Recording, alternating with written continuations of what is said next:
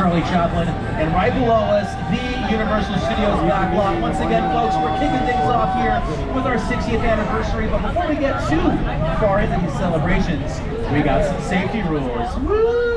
So, throughout the entirety of the tour, please remain seated with your arms and legs inside the tram at all times. And throughout the entirety of the tour, if you need guest assistance, if you have a medical emergency, or if you drop something of value off the side of the tram, please reach up and pull down that red emergency cord, which runs along the center of the ceiling of the tram. And I'll be back to help you as soon as it is safe to do so. Otherwise, folks, once again, just please remain seated. And if you do drop something or you just cannot wait to use the restroom, please do not hop off the tram. No smoking, no selfie sticks, and be advised, this tour features loud noises, sudden tram movements, fire effects, many water effects, and a heck of a lot of fun. And with that, folks, we are kicking off these 60th anniversary celebrations. Here to help us get this party started is our master of ceremonies and the host of tonight's show, Jimmy Fallon. Hi, I'm Jimmy Fallon. Welcome aboard the world-famous studio tour. I know what you're thinking, why the tux? Well, we're celebrating our 60th anniversary. That's right, 60 years of glitz, glamour, and our own great white shark. As we celebrate our diamond anniversary today, we'll pay tribute to Universal's past and take you behind the scenes to discover why this studio tour is world famous. So whether this is your first visit or your 60th, get ready for fun, excitement, and an experience like no other. That's right, Jimmy. On March 15, 1915, our founder, Carl Laemmle, invited the public into the studio to watch silent movies being made.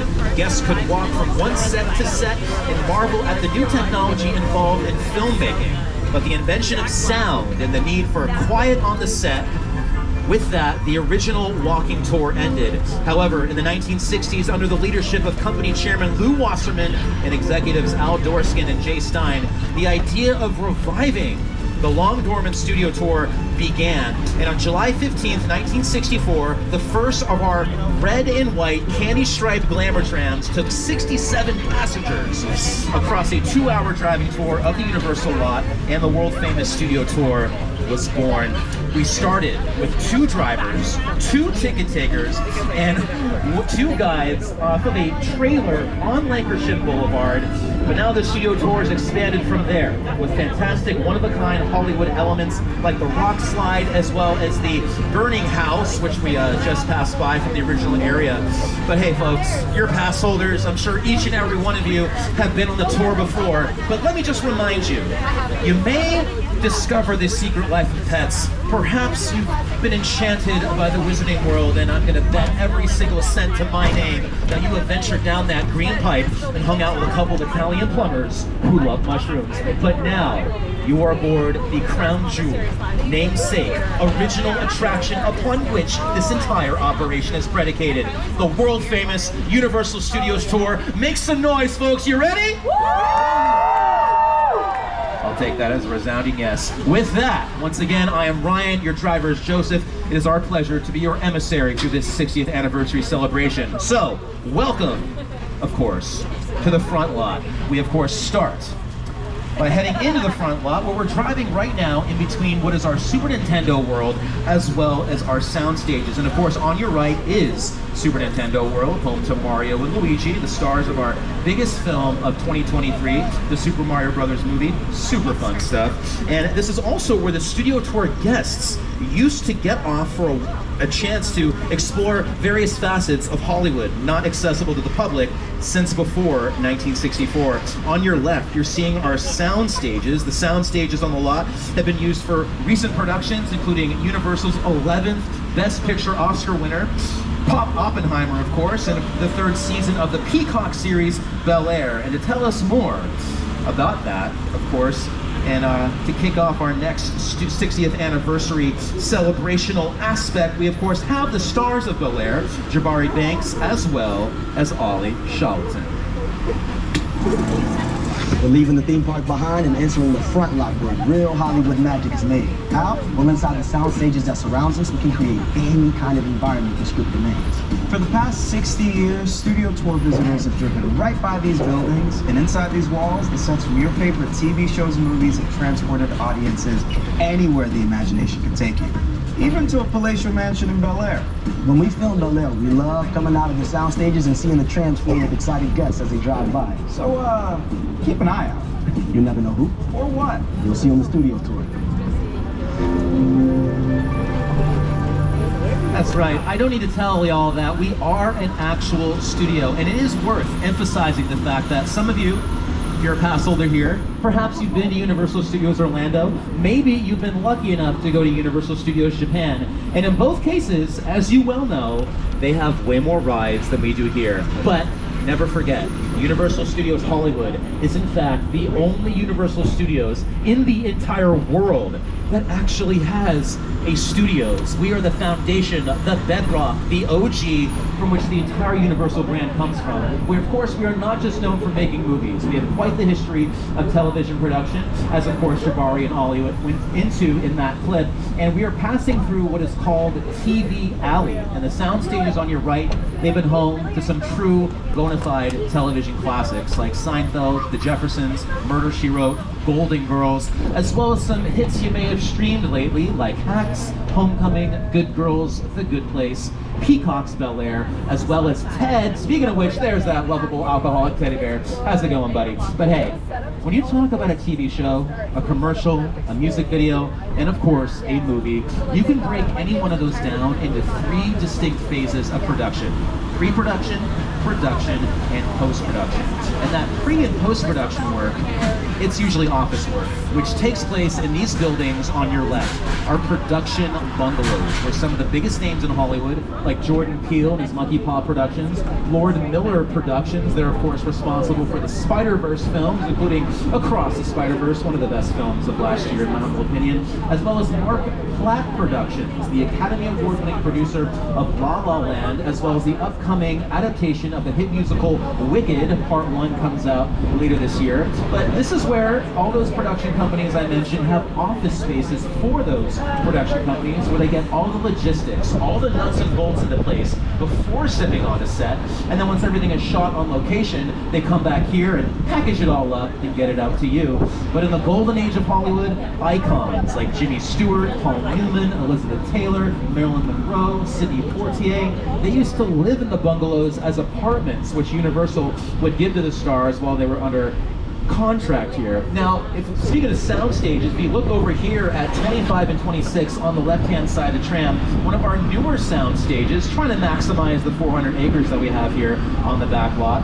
A little bit different than the other sound stages. It has office spaces and dressing rooms on the exterior of the building, and it is currently being used by Lopez versus Lopez. That is, of course, the Peacock original series starring George Lopez and his daughter, Mayan Lopez. But hey, folks, we've now left the humble front lot, and we have, of course, entered the world-famous Universal Studios back lot, specifically our Metro sets. We're about to cross the imaginary boundary onto the back lot, where we have exterior sets for many outdoor scenes. Over the last 60 years, studio tour guests have seen these locations turned into big cities, quiet suburbs, even that guy's hometown. Yeah, that guy. For countless movies and TV shows. This is Universal's Metro sets. That's right, Jimmy. These sets are tailor-made to look like virtually any major metropolitan area in the entire world, be it Hong Kong, Paris, London, Chicago, or New York. Hey, like our Brownstone Street set here, very notable set. Featured in one of our 11 Best Picture Oscar winners, The Sting, starring Paul Newman and Robert Redford, Bruce Almighty, Jim Carrey's highest grossing film of his career, as well as a perennial holiday favorite of mine, and I'm guessing yours as well, Home Alone 2, Lost in New York, a bona fide classic. And speaking of classics, folks, we are about to enter my favorite part of the entire back lot, Courthouse Square.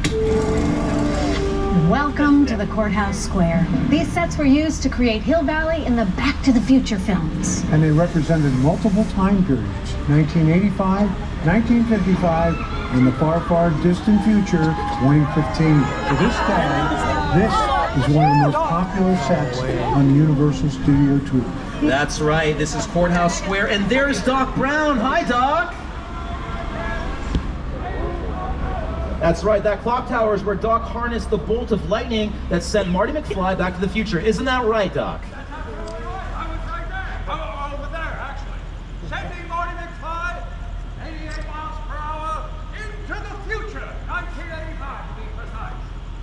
You know what? I've seen you do it so many times, and it gets better and better every time. Thank you so much for your service to our time as well as every time, Doc, truly.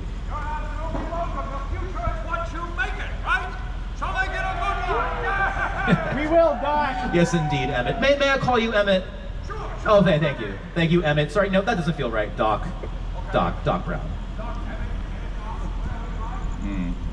Time machine looking super shiny. Did you wax it? Oh, of course.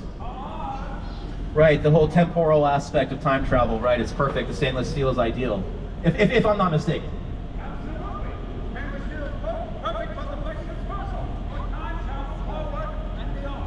Wow.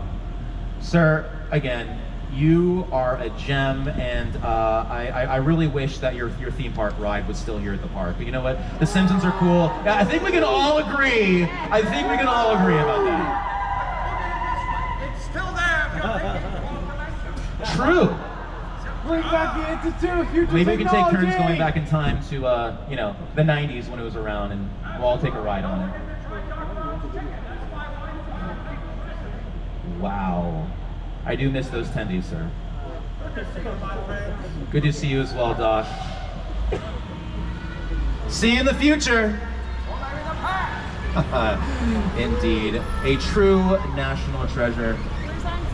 By the way, he also converted a train into a time machine. That was some wild stuff. Either way, Back to the Future is a perfect film.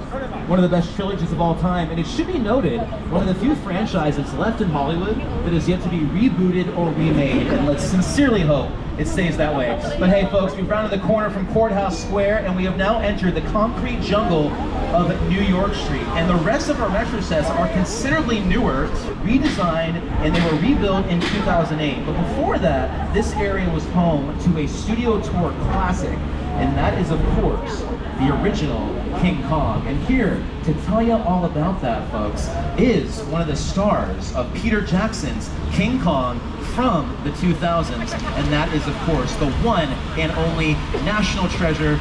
You know him as perhaps Jables or something like that. We, of course, have Jack Black.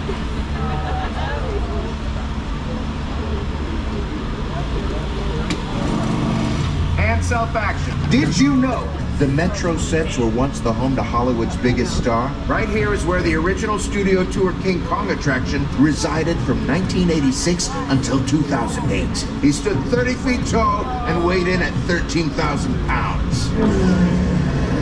Over the years, millions of guests got to meet King Kong face to face as he shook the tram. So close you could feel his hot banana breath. And Is that it? Oh, can't believe that's my last line, and then tram moves on to the next thing. Yep, pretty much, Jack. Either way, I certainly missed that banana breath as well. You know, we found ourselves at the tail end of New York Street, and these sets, I'm sure many of you know, your pass holders, they are facades. They are not real sets. No pie shop could exist in there. Hollywood magic doesn't fool me, although I see it every day, so I'm